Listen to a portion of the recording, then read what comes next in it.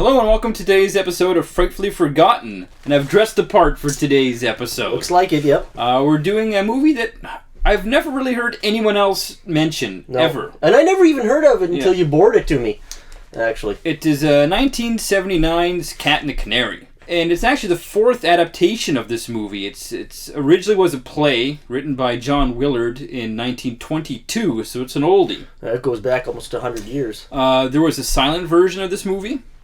And then there's a lost version called The Cat Creeps, which there's a couple of photos that exist, and some audio exists, and that's it. Then there was a comedy version of this movie with Bob Hope.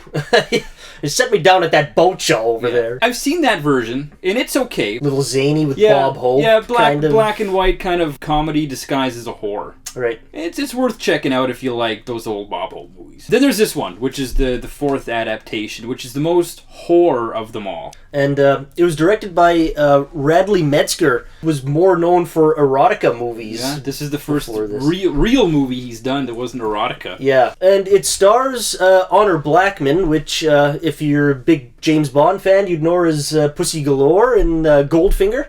The main lead, I guess, alongside Patrick McNee in the old 60s show The Avengers, which we really like. I'm a bigger fan of Diana Rigg. Yeah, me too. But actually, behind you was some Diana Rigg VHS Avengers. Mrs. Peel. Miss Peel. It also stars Olivia Hussey. Hussey? I don't know. Your guess is as good as mine. She was in Black Christmas, and she was in quite a few horror movies, actually. So the movie takes place in 1934, which, if my memory serves me correct, is actually 10 years later than the play takes place. So they kind of bumped it up by a decade. So it takes place in 1934. It is 20 years after the death of an eccentric rich man named Cyrus West. All the surviving relatives of his, a lot of them haven't even really met each other before. They're so distant. They're such distant relatives, like they've met each other like once or twice. Yeah, and it helps to explain each character too, because as they're talking and trying to get acquainted with each other, you learn their background. I like when the one guy shows up, he's like a war vet. He's got these two big boots. And he's like wearing them as a necklace, and he has all the champagne bottles in these boots. He's like pouring the champagne out of the boot. I want to show up at a party with boots of champagne. They all get together to see the reading of the will for Cyrus. Who's a fucking prick. He's a prick. He's a weirdo. He wanted his will read 20 years after his death to any surviving members. And it's not so much a will reading, it's a will viewing. It's a film of Cyrus, and he's at the dinner table. Yeah. He has his place at the dinner table where he would be sitting is where the screen is. And he has like one last dinner with his relatives. And there's a cool part where it's timed perfectly where his housekeeper, who's still alive, has been watching the mansion for him, comes with the wine, and like right when she gets past the screen, she enters frame from 20 years ago and pours the drink, and then she comes around the other side. Yeah. Yeah, it's pretty neat. They obviously planned that out very well. Anyone who still bears the last name of West gets his house, the mansion, the fortune, everything. And that only ends up being one person that still has the last name, and that's Annabelle West. That's right. There's a stipulation, too, where if within 12 hours after the reading of the will, if they deem the heir to be insane or dead, there is a second in line, which is on a second film reel, which they'll read in 12 hours if the person's dead or insane. Yeah. So there's motive there. Yeah, pretty convenient. Yeah. The one guy does say, "You just gave us a license to kill." Yeah. And just some guy jumps through the window. He jumps through the window holding a gun. Yeah. And he's one of the doctors, right, from an insane asylum that's down the road, I think it is. Explains that there's a madman on the loose. He likes to hide in dark places and houses and stuff He's gotten out before. Right, yeah. And it took 4 men to restrain him. Yeah, they build him up as some great big brute. And he tears his victims apart with his fingernails. Yeah, kind of like in the Avengers episode. Yeah.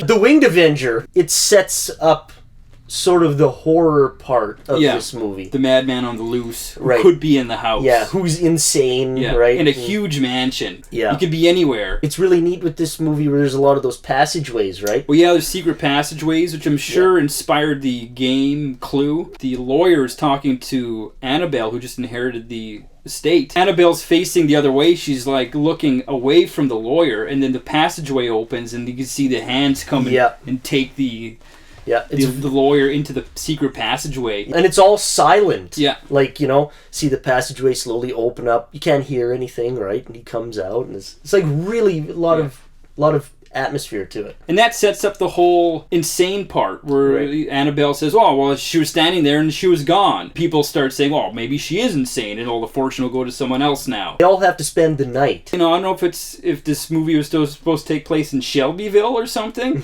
All the relatives, like the male relatives of the heir, say they're in love with her. It's like, isn't that incest? It's like cousins and everything. Yeah, they're all cousins and stuff. And they're, oh, I love you, Annabelle. Yeah, and start kissing her. Like, isn't that a little, ooh. Yeah, but this is the 30s, right? 30s, I guess that was a thing back then. I guess if you're a second or third cousin, that was kosher. And marry our cousins. Music's very good. And this is big string, like, huge orchestra, and it's very...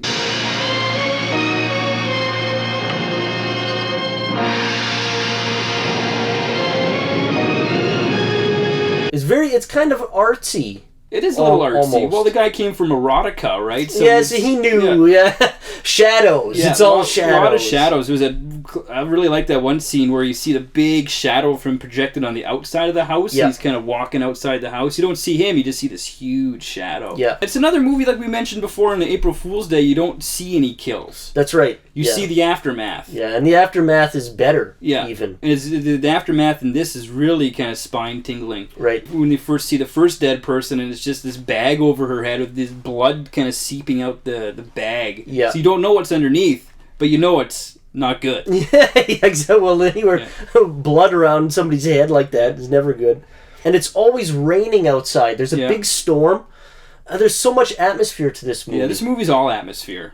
And it's slow. It's slow-paced. Yeah, but it's typical of the day, right? Yeah, of those 70s movies. Yeah. 70s British movies especially. Yeah, there's always more story than visual, I think. There's a lot of story in this movie. Yeah. There's a lot to take in. And you have to pay attention. Get the subtleties of it. And there's a lot, like those little clues and stuff, right? And I didn't pick up on half of them the first time I watched it. Yeah, you have to watch it a couple of times. I've seen this movie a bunch of times and I pick up something different every time. Yeah, and that's what makes a good movie, right? Yeah. It's like you always have to come back to it, and each time it's like, oh yeah, I missed that. Cool, and then that explains something else, right?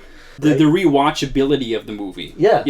It's definitely a slow burn, but it's worth it in the end. It makes up for it. I knew we were doing this movie this week, and I didn't need to rewatch it because I've seen it enough times. Yeah. But it was we were on the verge of getting a big storm. And the clouds came, and it got really dark, and it started raining. I'm like, I'm going to put on this movie, because it's the perfect dark, stormy night movie. Yeah. It reminded me a lot, like when I was watching it, it seems a lot like Murder by Death.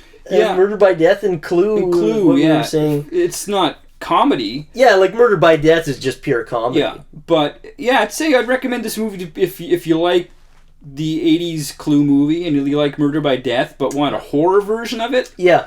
Definitely. That's this movie. Yeah. That's basically this movie. And if you like Agatha Christie and all those British mystery, like Poirot and stuff like that, this movie's right up your alley. Right. Please go check out Cat and the Canary. It's hard to find.